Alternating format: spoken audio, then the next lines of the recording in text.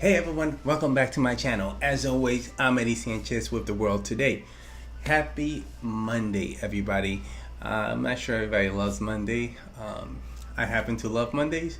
They seem like every other day of the week. It's not as good as Friday, but Monday is just fine for me. When you love what you do, every day is good, right? Anyway, just wanted to talk about a few things that have been going on.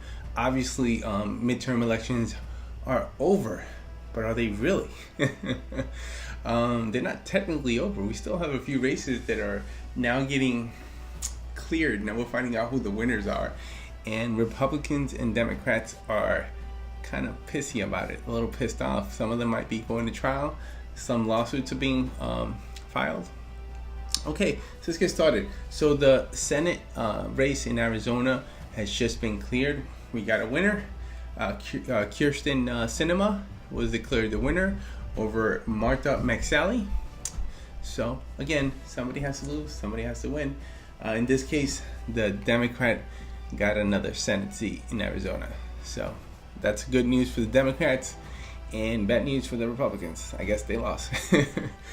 Anyway, let's move on. We actually have a few tighter races that are still undecided, kind of. In Florida, we have Andrew Gilliam is going up against Ron DeSantis. So we have a governor's race out in Florida and a Senate race out in Florida that are too tight to tell.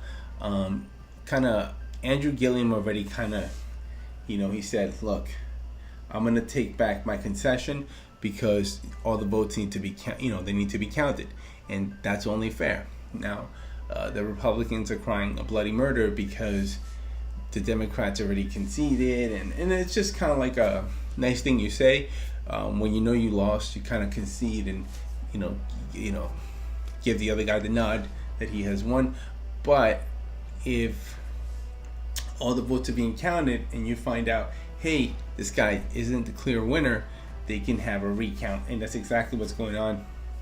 Andrew Gilliam took back his concession, and he's back in it, and they're having a recount, which is not the first time it's happened in Florida. Florida is a crazy state that crazy things happen.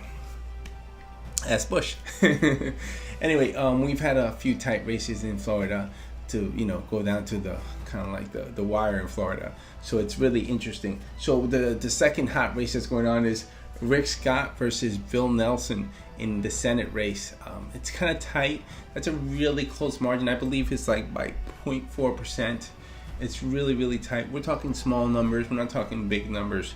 So again, they're going to have a recount, and we're going to see who comes out on top. We still don't know. It's too close to call. I know Rick Scott wanted to declare himself the winner over Bill Nelson, but unfortunately, they're going to do a recount, and that's just law. When it's that close, you have to do a recount if it's that close. So, sorry, Rick Scott, you're going to have to wait. And same thing for Ron DeSantis. He knows the law. He knows what happens. I don't know why Republicans are crying. Some Republicans, presidents crying about things happening like fraud, voter fraud, but there's no proof of it. If you have no proof, please don't speak about voter fraud.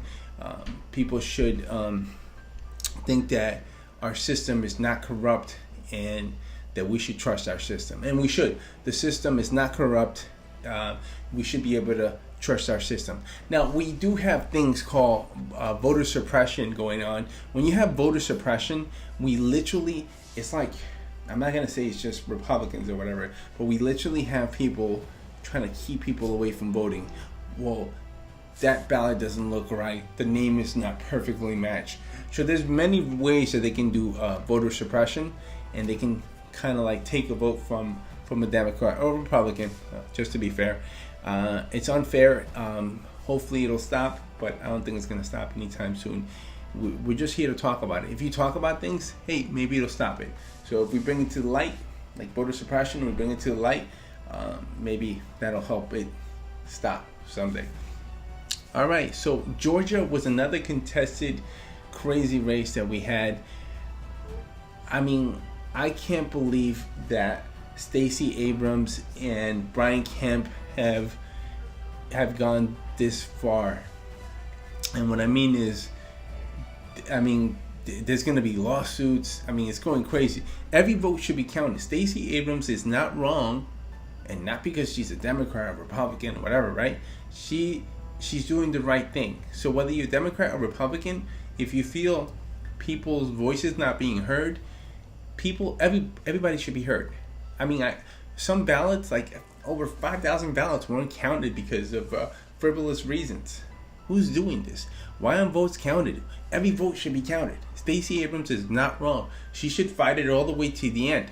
I believe she's down by like 58,000 votes. But you know what though? Good for her. Keep fighting. Don't give up. And she's showing the people of Georgia that that you can fight for what you believe in. She believes in the people, and she's gonna keep fighting for them. Anyway, so all right. So there's another story that I want to talk about very briefly. So I'm not really gonna get too into it, but there were some kids out in Wisconsin in a school that they did like a Nazi salute in for the like junior prom. They're like junior prom, so you could tell these kids are very young, very impressionable. Where are they learning this stuff from? Why would you do a picture doing a Nazi salute? And I think they have white power, whatever symbol they were throwing it up or something like that. I mean, it is disgusting. Don't we learn from history? Clearly, these young kids are being influenced by the wrong people. If they're learning this from their parents should be ashamed. They should come out and kind of say something positive. Say, look, we didn't teach our kids this. They must be hanging around the wrong people, whatever the case might be.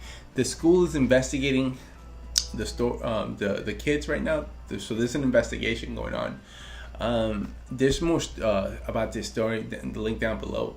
Like I said, I'm just shocked. It's on the news.